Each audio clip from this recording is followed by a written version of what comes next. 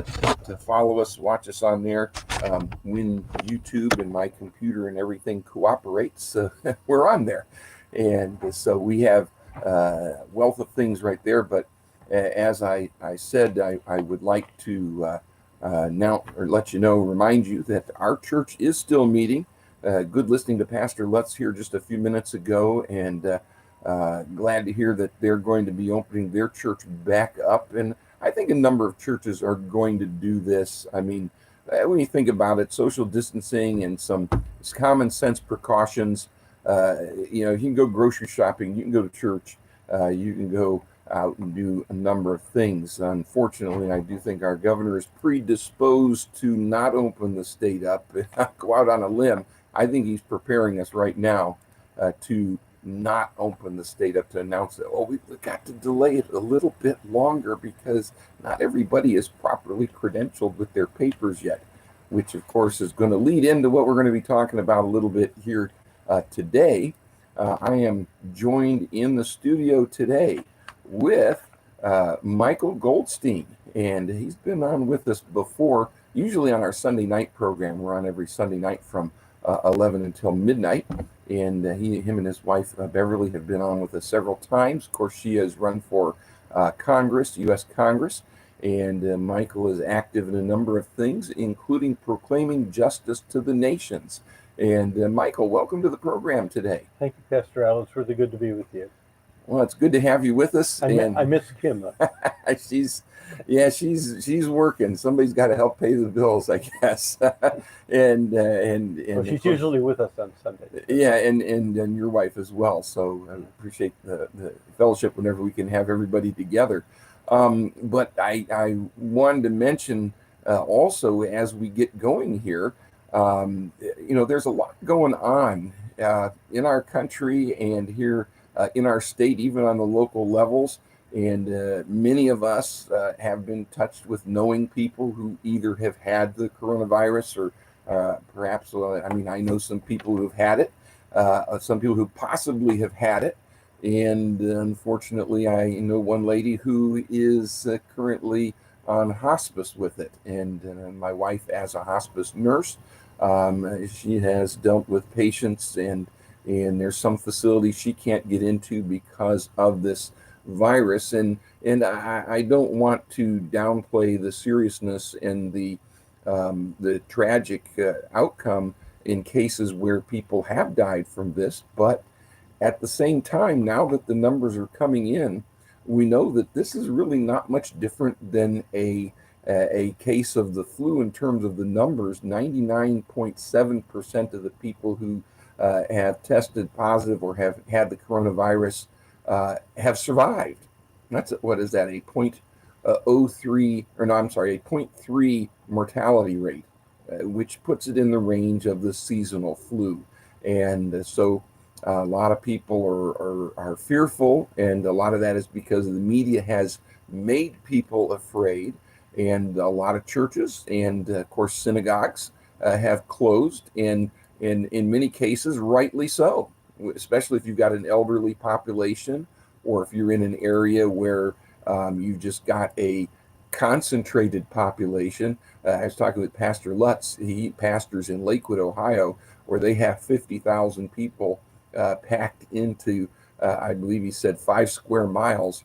I'm out in Richfield, Ohio, where we've got less than 6,000 people densely packed into about 25 square miles. So quite a difference in population density. And our church has taken common sense precautions, social distancing, elderly people in the church. We've advised to stay home. And of course, anybody that feels sick, they should not come in. That's things you should do when you have the flu, even, really. But for this, we're finding that instead of the 2.2 million people that were supposed to die in the United States by the middle of April, which did not happen, that was lowered down to a few 100,000. That did not happen. And the numbers, again, the estimates keep dropping, and President Trump has called for the country to begin opening up wherever possible on the 1st of May. And of course, our governor has been resistant to that. He said that we would, but I've heard him on some other programs where he was asked to commit to that, where he said, well, we can't commit to that till we can track everybody and know the status of every.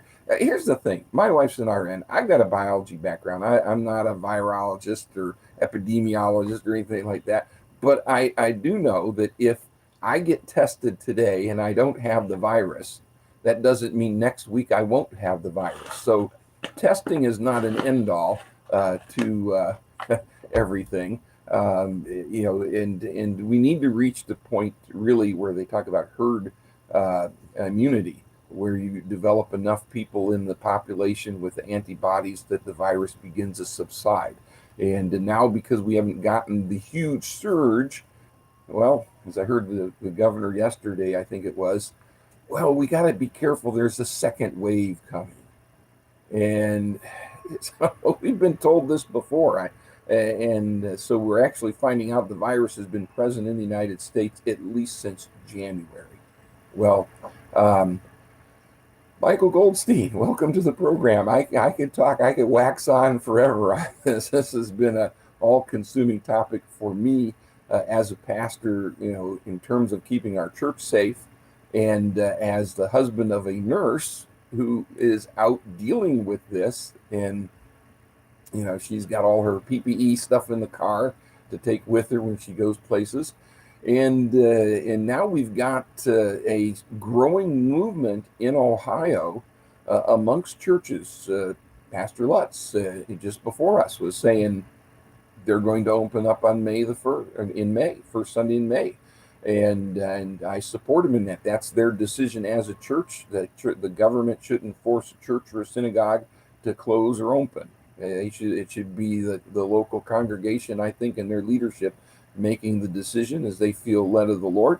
And so I support Pastor Lutz in choosing to have closed and also choosing to reopen. I also support those that have chosen to open or stay open. And so I think there's a growing movement that people are going to push back against the governor's edicts, or should I say the health director's edicts. And now the movement is being made to marginalize those who don't submit. And one of those ways, and it's why I've got Michael Goldstein on here, is the people who want the state to reopen are starting to be painted as anti-Semites, aren't they? They are indeed.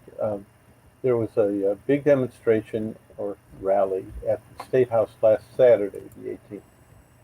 And there were about 500 people there, most of them from conservative organizations that I've worked with for years. With Proclaiming Justice to the Nations, I'm State of Ohio Director, and I'm also the General Counsel for the National Office. PJTN, you can find it at PJ, you should find it, so go look for it, but PJTN.org is a Christian organization dedicated to educating Christians as to their biblical responsibility to support Israel and the Jewish people. So we're out there in the streets fighting, figuratively,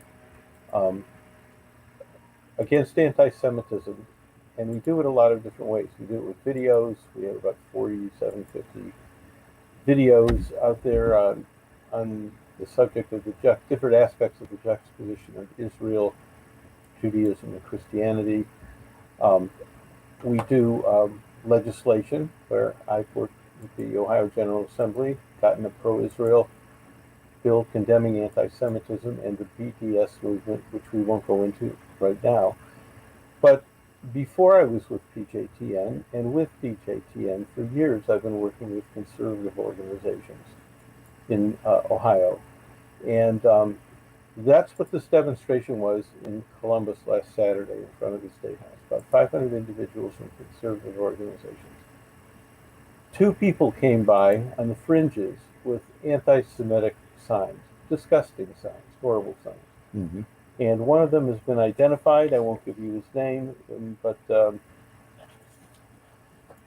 in Stark County, there's a group that has looked up his criminal record, and illegal possession of firearms, carrying concealed weapons apparently without a permit, resisting arrest, assault, menacing, cruelty to animals, disorderly conduct, blah, blah, blah, blah, aggravated menacing, domestic violence, assault, a couple of resisting arrests. Not a nice guy, and apparently some kind of a neo-Nazi. Mm-hmm. But what has happened is the mainstream media made that the focus of both their writing and their imagery. So they wrote about this, and they took pictures of this disgusting guy and his disgusting sign, and that was the focus of everything they put out there. And the way they did it, they made it sound like, well, yeah, these were demonstrators who had a point of view, but among them were anti-Semites. And I put out a press release, so it's going to go out later today from our national office in Nashville, that no, it's not true. There isn't a lick of truth in it. There is no anti-Semitism within this conservative movement, particularly among evangelical Christians. It's just not there. There were two outliers, and what they said in Cleveland.com. Cleveland.com used to be part of the Plain Dealer, and then they were separate arms and media group, and now they're both working for media publications. I'm sorry, Advanced Publications, which is a huge New York media conglomerate. So they are mainstream media. And what the reporter from Cleveland.com wrote about, she wrote about the main protest movement against the coronavirus restrictions, and she didn't say that they were anti-Semitic, but then she said, but the anti-Semitism might drown out all their messages. And I say to Ms. Laura Hancock, who wrote that, yes, that's exactly what will happen if you continue to do it, because that seems to be your object. Whether you're doing it because you think that you want to tar all these nice people, good people, with the brush of anti-Semitism that they don't deserve, or whether you just want to sell newspapers and get your people to click on your website. I don't know what your motive is, but it's terrible journalism, and it's very unfair to the people who are out there protesting. So when this is picked up, excuse me, by national media, they just take it on faith that that's what's going on. The Democrats in Ohio, the Democratic caucus particularly, put out there's a statement from them, which is just ridiculous. And then there was one person who's from Hudson, near here, Representative Casey Weinstein, who was interviewed by the author of the article in Cleveland.com. I'll try to be quick here, Al. We're running out of time quickly. We're doing well. Okay. What he said was, he wasn't at the protest, but he followed it on social media. And he said, quote, there are symbols of hatred mixed in, he said. And that, of course, is not true. They weren't mixed in. There were a couple of guys out on the sidewalk away from the demonstration. He said, I think it's important to call that out. I'm not going to let that pass. I'm not. There are people out there exercising their rights. By no means am I saying they're all anti-Semitic, they're all racist, but there is an element there. No, Casey, there was not an element there. There was an element over there on the sidewalk. There was no element in the main protest. So he's impugning the integrity of the 500 constitutionalists who made up the rally attendees. And there's no evidence at all that any of them are anti-Semites or racist. He didn't quote anything. He just says it. It's like Dershowitz's book, Guilt by Accusation. Okay, you're guilty. Yeah.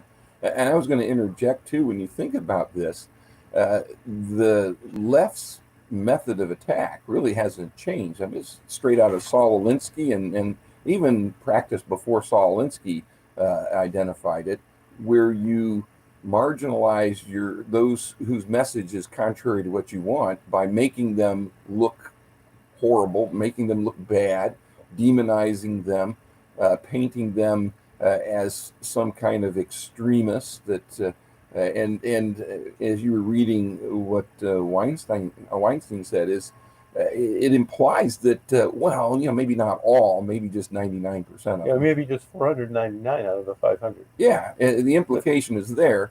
And then the media picks that up, especially the left-leaning and media. the reporter, after that interview, quote, didn't comment on it. She didn't say any of the stuff.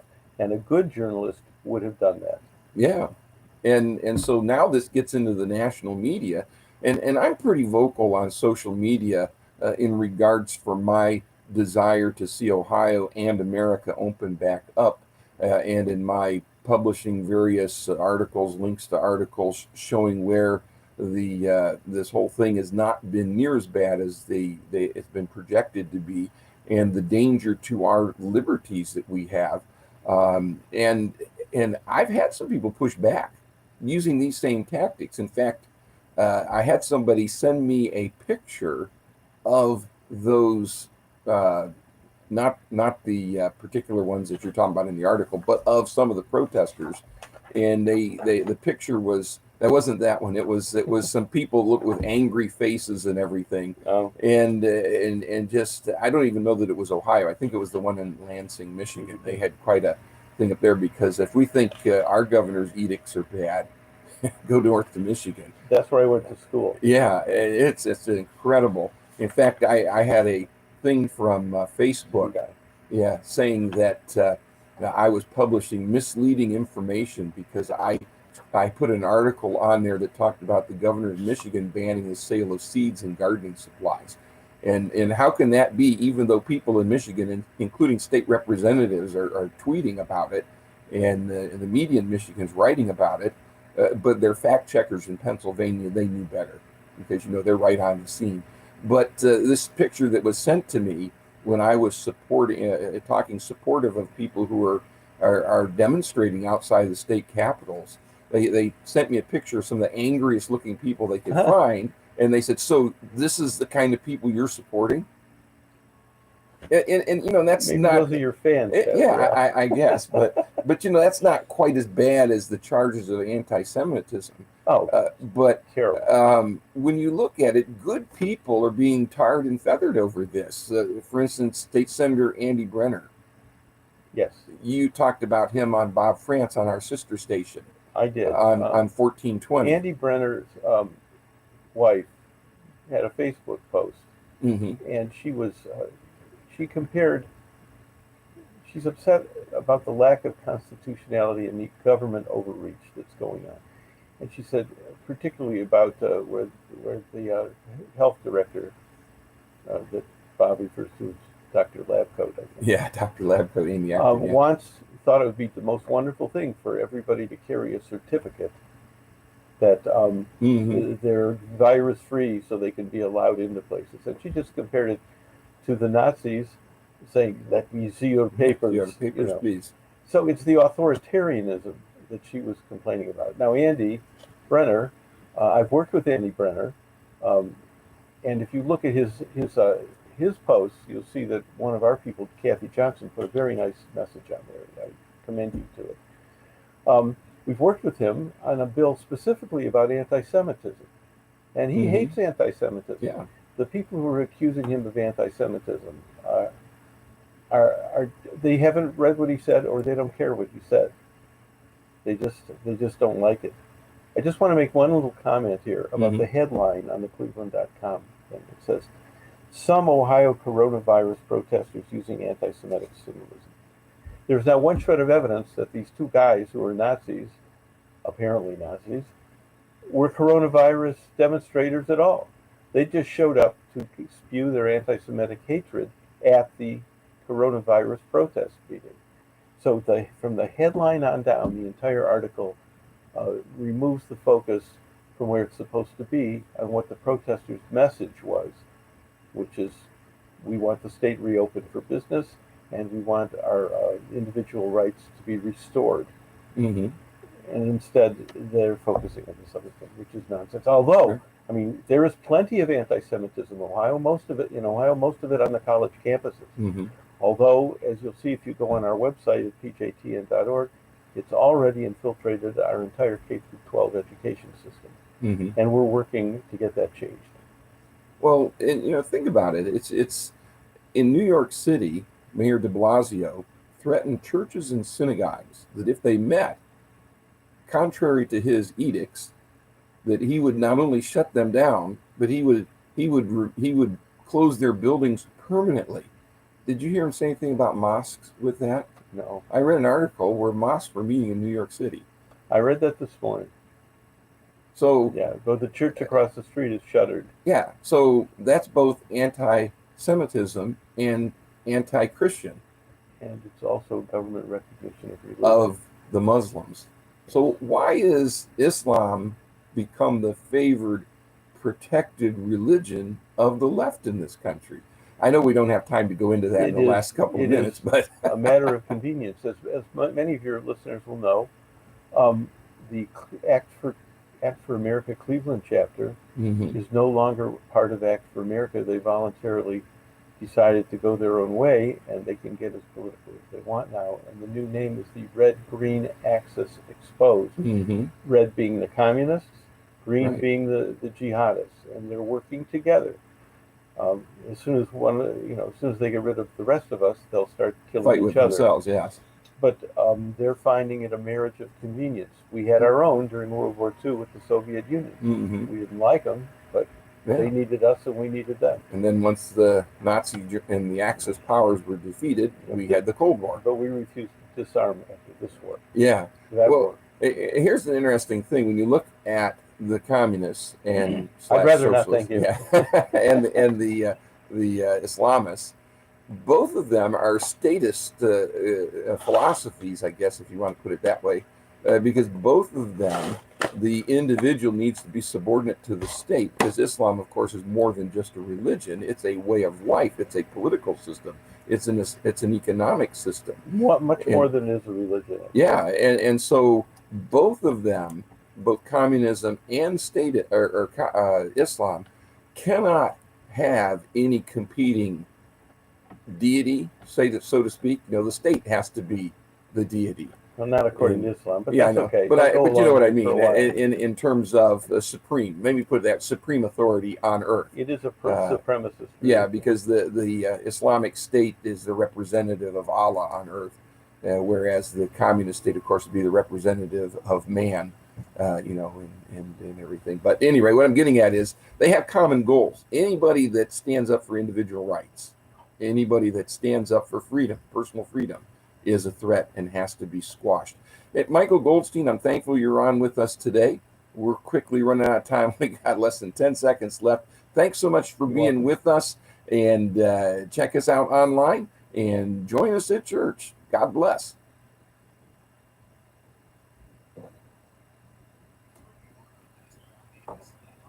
Good timing.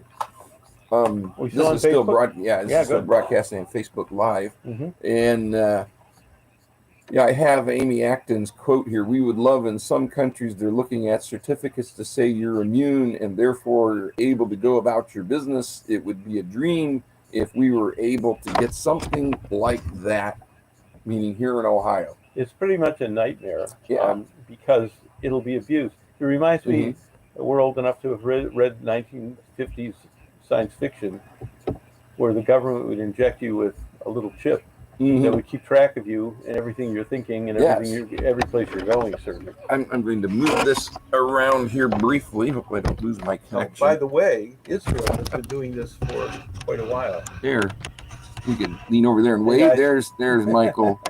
So good to have you with us today. Good to be here. But in Israel, they're doing it, and they're calling people. They're tracking everybody by their cell phone. Yes. But I'm sure it's just a temporary measure. Hey, you're about to walk into a place where there's 6 coronavirus people. Don't go in there. Well, and Google was working on an app supposedly that would warn if you've been within 6 feet of somebody that has the same app that's exposed. And I trust the Israeli government in power now to them better than Google. eliminate this technology from the public as soon as the need is gone, which would be rather quickly. I don't trust left-wing people in our country to do the same, and apparently some right-wing people. Well, unfortunately, I think our governor has succumb to the taste of power. It's hard to give up power. Yeah. That's why we have the Constitution. Well, and going back to the founding fathers, they recognized that once liberty is given up, it's very hard to get back. Yeah, And kind of it cost them a lot of It's blood. harder than deterrence. Yeah, and so, like I said, I understand. And I've said it on our program before, and of course, people listening on Facebook Live or YouTube get a bonus here with some of this.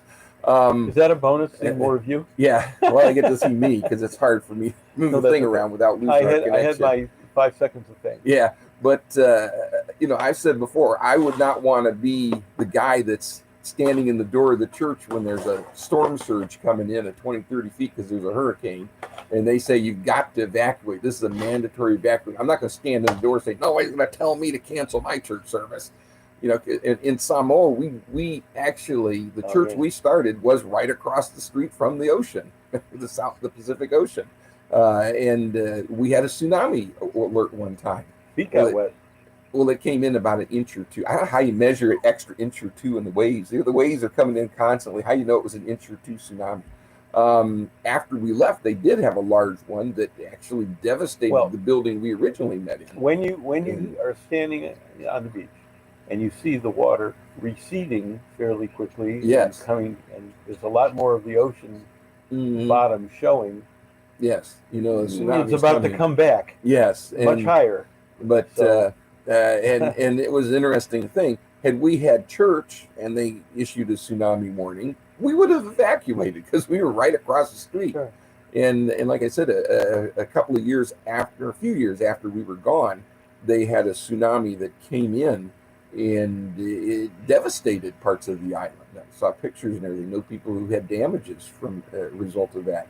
And but with this, the tsunami was, we're going to have 2.2 million Americans dead. Well, instead of getting a 20-foot tsunami, we got an inch. Yep. That's all we got. We got a ripple that's barely, if I can pull this analogy along a little further, it's barely different than the other waves that are constantly coming in: seasonal flu, alcohol related, drug related, car accidents, and these waves keep coming in. And for this, we destroyed the economy.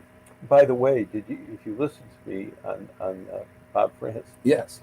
I went back and listened on the podcast. Yeah, okay. So, well, I'm an attorney and I do workers' compensation law, and I'm concerned with medical records and things all the time.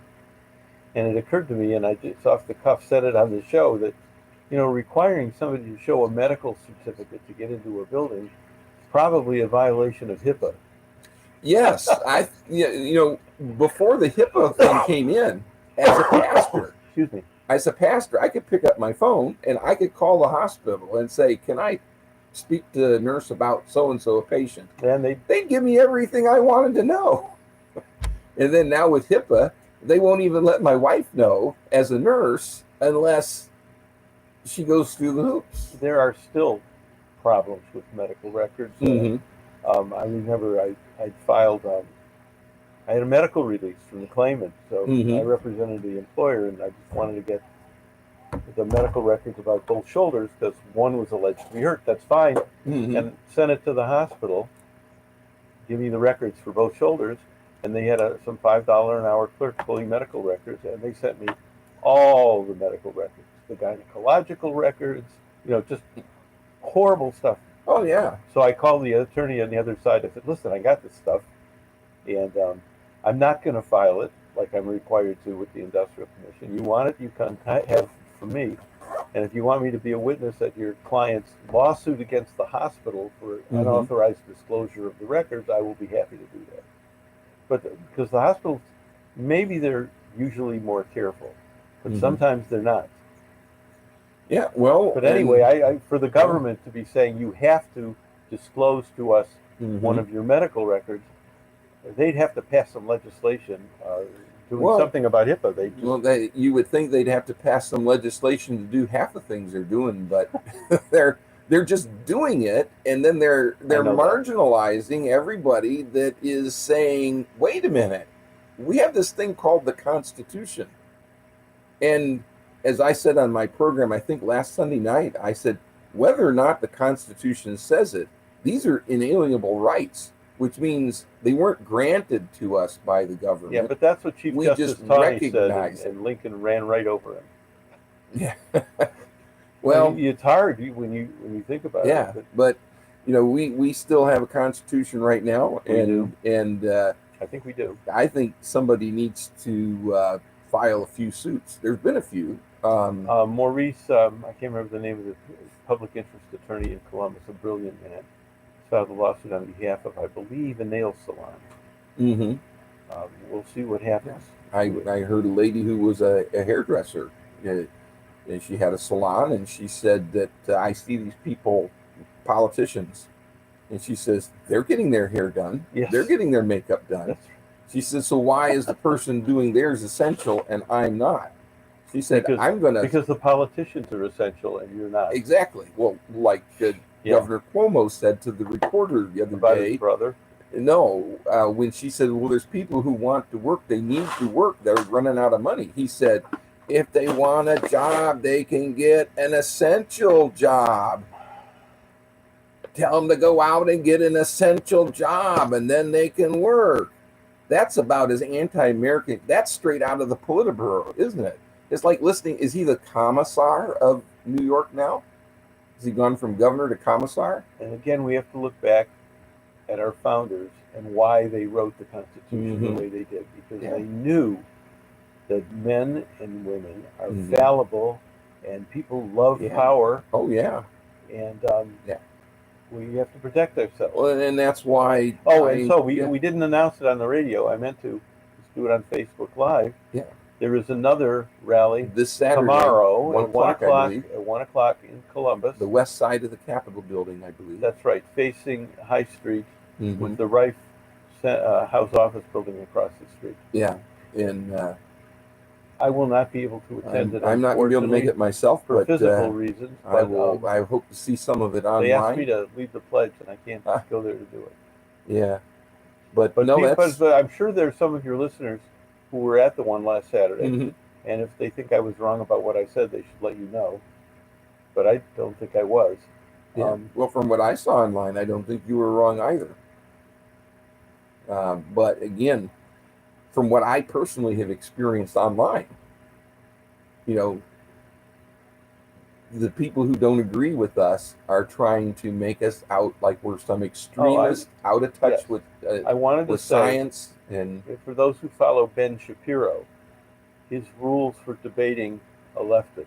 Oh yeah, yeah. One place there are 10, the other place there are 11. I'm not quite sure, but his first one was always run to the fire. Somebody wants to debate you, unless it's totally useless, go do it. But the next thing is, the first thing your opponent is going to do is call you names and make you look like a bad person. Well, once you're established as a bad person, no one will listen to you, anything you say. So if they say, listen, my opponent, and this happened to my wife when she was running for Congress, her opponent, Marcia Fudge, called her an ill-informed, homophobic racist. You're in a debate, and somebody says something about you like that, and as their lead off, and you can say, well, you called me a lot of names with no evidence at all. Right. And for you to do it with no evidence makes you the bad person. He used a much stronger word than that, that I won't say on the air, even on Facebook Live. Yeah. That makes you the bad person, and in very strong terms. So now that we both called each other some names, and I wasn't a bad person because I used evidence to show, you're saying that about me is evidence that you're a bad person. So now let's get down and talk to what the issues that the people care about. So that's the only way to go. Yeah, because if you can marginalize the messenger, then people won't listen to the message. That's right. And then there's the old debating line of weak. When you go through your things, weak point, raise the volume. And you'll see that online. Or in the law, if you don't have the facts, argue the law. If you don't have the law, argue the facts. Yeah. If you don't have the law or the facts, yell and scream. Yeah. I had an You see that opponent. online with the all caps Yeah. and excessive exclamation points. I had a colleague on the other side once. People who are well prepared and smart. It's hard to beat them unless you're well prepared and smart and you try to do it. But at one point, I will have no real case, or he'll have no real case, and you lose them. Mm-hmm. But at one point, I remember he didn't have a case, and in the hearing, he said, "Well, I can only compare Mr. Goldstein's argument to the pyramids in Egypt," and he went off about something about the occult, and it was very entertaining. Well, it's like I was in college, when you had a word problem and you weren't sure what the answer was, you wrote down as much as you could think of, hoping that the professor would pick out 1 or 2 points and say, I guess I'll give him credit for that. I had a commanding officer in the reserves. You know what I did in the Navy. Right. And Yeah, he was also, for our listeners, we go back and forth because he knows what I did, I know what he did, but we can't tell you. That's right. So, we can't even tell each other. no, even though we know. Yes. But anyway, he was a philosophy professor at University of Akron. And one day when I had hearings there, I stopped in to see him for lunch. Mm-hmm. And that was fine, but he wasn't quite ready. So while he was getting ready, I looked at some papers that were on the desk that some of his students had written. And I said, Al, this stuff, I said, in the first place, did you tell them how long their paper had to be? He said, yeah. I said, it's supposed to be like 4 pages or something. I said, well, here's a guy who, there's just 3.5 pages, and he only got that far because he said everything 3 or 4 times. And none of it is substantive. He says, yeah, this is a class I teach to non-majors. But yes, people will just throw everything out there, hoping something will stick enough so you don't get an F. Well, and I think we're seeing or that you don't get reelected. Yeah, I think we're seeing the left do this with the people who are standing up. I mean, the people who should be celebrated as heroes, the people who are out there standing up for their rights. Right. I actually had posted something myself online, and let me see if I can see it here real quick. But they're throwing everything at us that they can, hoping something will stick, and so that they can marginalize people. I had posted something here, and I wrote, unfortunately, not everybody understands this. They mean well. I don't diminish their patriotism or compassion. However, they're generally afraid, uninformed, or worse yet, misinformed.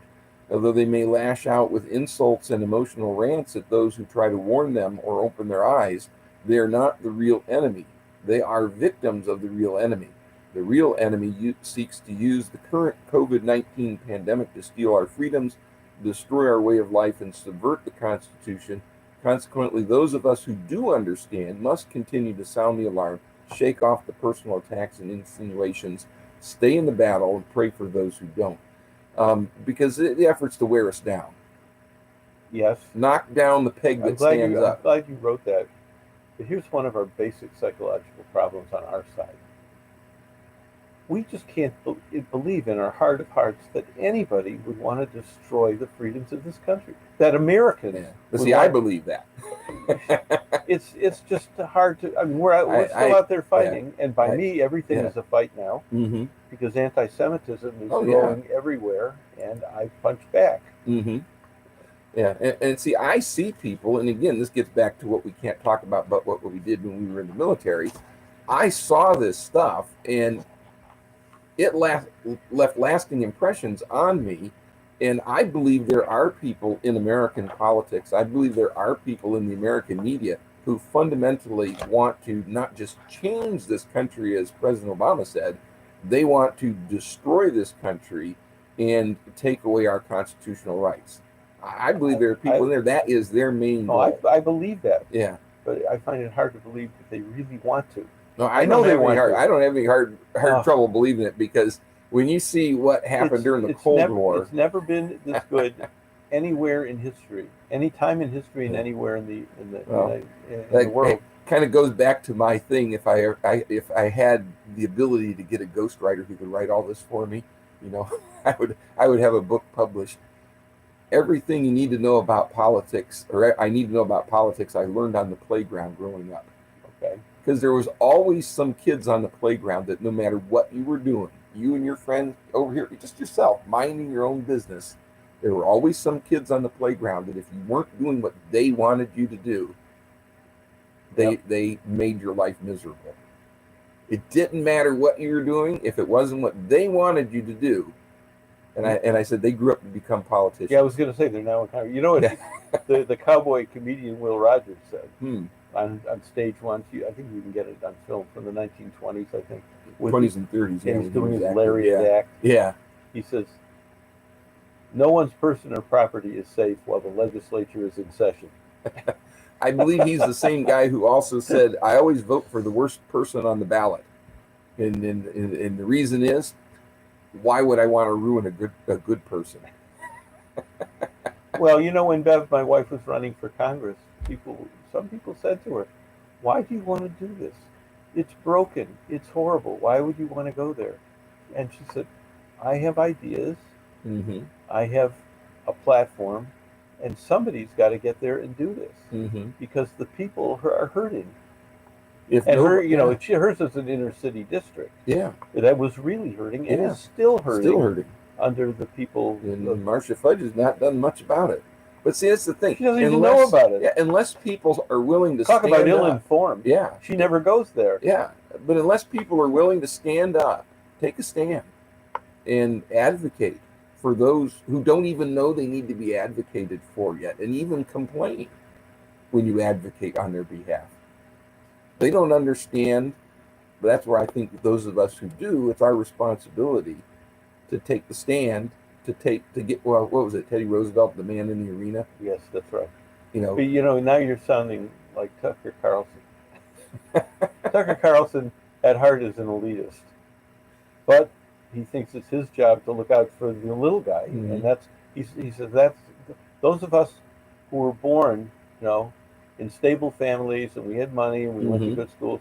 It's our responsibility to give back, and that was a common theme. Yes, amongst many people, but I'm sure he's hated for it. Oh yeah, and when we think about it, in the military, there are people who are trained to do very rough things, shall we say? Who was it? There was someone, trying to think who it was that said it. That the good men can sleep at night because rough men are prepared to do rough things. Something to that effect. Yeah. And so our history, were it not for the people who stood up in the 1700s and said, this is intolerable, we need to take a stand, we would never have a country today. Well, look at Chaim Solomon. Yes. A Jewish immigrant from Poland in the 1700s, buddy of George Washington, George Washington would write, "I'm here at Valley Forge, I can't get any money out of the Continental Congress, and my people have no shoes." And he would go around and spend his money. He had a lot of money. Yeah, because he was a good merchant, and but he ended up, at the end of his life, completely destitute, didn't have a penny because he'd given everything to his country, and he died a pauper. And didn't he even provide his ships to be the basis of our first Navy? I'm not sure if he's the one that did that. I think I heard that because he had merchant ships, I believe, and that was the beginning of our Navy, and just many people, and it's not just America, down through the ages, the people who finally took a stand and said, "No, this is enough. We need to stand." And that's I guess what I'm trying to encourage people to do through the program, through the things I post online, encourage our people at church. It says in Ephesians, having done all to stand, and that's good advice. Sometimes just taking the stand. I'm thinking of what's the famous painter did all the little paintings that were on the New Yorker back in the 40s, and he did a thing on America's freedoms, and one of them. Yeah, no, Norman Rockwell. Norman Rockwell, that's who. Saturday Evening Post. Saturday Evening Post. Okay, I think in New York that's different. They had several different people in New York. But the Saturday Evening Post, and he had one and it was called the freedom of speech, I think it was, and it was a man Standing up in a public meeting, in a public town meeting. hall. Yeah, He was a workman wearing a leather jacket. Exactly. I don't remember it at all. Yeah, that's the one you don't remember. We had those the series hanging up in my classroom in elementary school. Yeah, because it was at the Four Freedoms. I think certainly was the series. Yeah, the Four Freedoms from Roosevelt. I don't like so much. Yeah, but I think that was the series because he had freedom. I thought it was all relating to the Bill of Rights. Freedom of speech, freedom of assembly, freedom of religion. Yeah. Not freedom from want, freedom from fear. No, not those. No, I'm thinking he had Franklin freedom. Roosevelt. Yeah, no, he had freedom of religion or worship, freedom, free of this. Go look at your neighborhood elementary school. See how many of them have those. Yeah, they're not going to have. But you can go online and find Norman Rockwell, and he did a series of those. And to me, that's the epitome of what we need today. We need common people like the guy that runs the racetrack in Norwalk, Ohio, who said, this is our family's life's work. Our money's in this. Yeah. We're going to open. The governor can come here on opening day if he wants, but we're opening. And I think he's in, was it Licking County? I think, or Norwalk, whatever the county that they're in, the county commissioners came together and they said, we are opening. Our county's opening. We're hardly any cases of the coronavirus here. We're opening. They don't know how many they've got because and there's a tool haven't done the testing. But there's a tool out right now that can go down to the county level. Yeah. And it analyzes, and Jim Simpson posted this. Okay. A Restart Now, I think, is the name of the tool.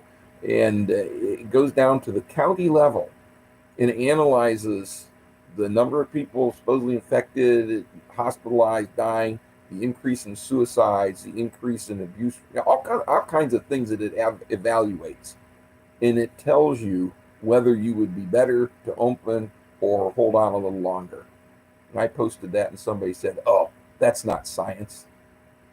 It's because they don't want it. They're afraid. Operations research. Yeah. And so, I try to put this information out. We could go on forever. Some employers, like Bev is still working. And she's a PhD audiologist. She runs the hearing aid center at Sam's Club in Oakwood Village at the Broadway Forbes exit off at 271. I-271. We may need to vacate in here. Okay. Every day when all the Sam's Club, she doesn't work for Sam's Club, but she works at the Sam's Club. Every day when the employees come in, there's somebody at the door taking their temperature. My wife has to do that every morning. Common sense. Yeah, temperature. If you got a fever, morning. You go home. Yeah, if she has a fever, she's not allowed to go make her calls. And I don't have any problem with that. These are sensible things. Fever is a great song by Peggy Lee. But I don't have any problem with these things. And so there's common sense things that we can do.